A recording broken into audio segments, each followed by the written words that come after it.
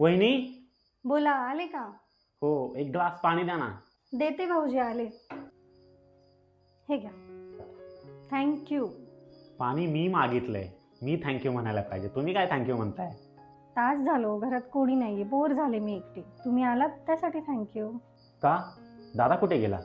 ऑफिसचं काहीतरी काम आहे सांगून बाहेर गेलेत. बसा हो, येईल तो, असेल इथेच कुठेतरी. आणि तुम्ही का थँक्यू म्हणताय?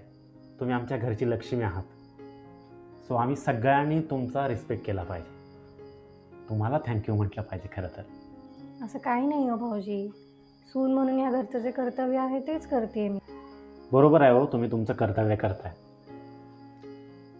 पण खूप अवघड असतं जन्मदात्या आई वडिलांचं घर सोडून सासरी येऊन सगळी माणसं आपलीशी करणं, आणि ते तुम्ही खूप छान केले.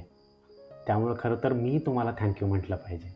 खरं आहे भाऊजी, लग्नानंतर प्रत्येक स्त्रीला चाली रीती रूढी परंपरा नव्याने आत्मसात कराव्या लागतात.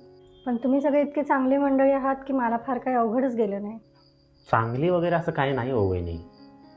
आमच्याही बहिणी दुसरीकडे नांदतायत ना, सो या गोष्टी आम्ही फार जवळून पाहिल्यात सगळ्या. नाही, पण खरंच तुम्ही खूप छान आहात सगळे. पहिल्या दिवसापासून हे घर मी आपलंसं केलं आहे. या घराच्या सुखादुःखात मी कायम उभी असेल.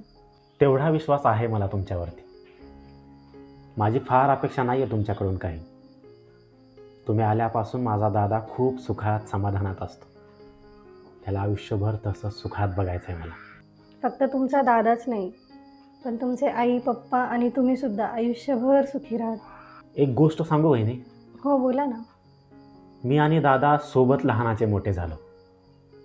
माझं सगळं बालपण मी दादाच्या अंगा खांद्यावरती खेळत घालवले.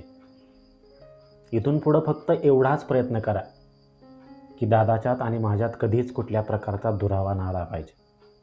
आणि जरी आलाच तर त्याचं कारण तुम्ही नसायला पाहिजे. असं कधीच होणार नाही भाऊजी, कारण मला तुमच्या रूपाने फक्त दीर नाही पण एक मोठा भाऊ मिळाला. बास झाल्या इमोशनल गप्पा. मोठ्या भावाला चहा ठेवा, जावा.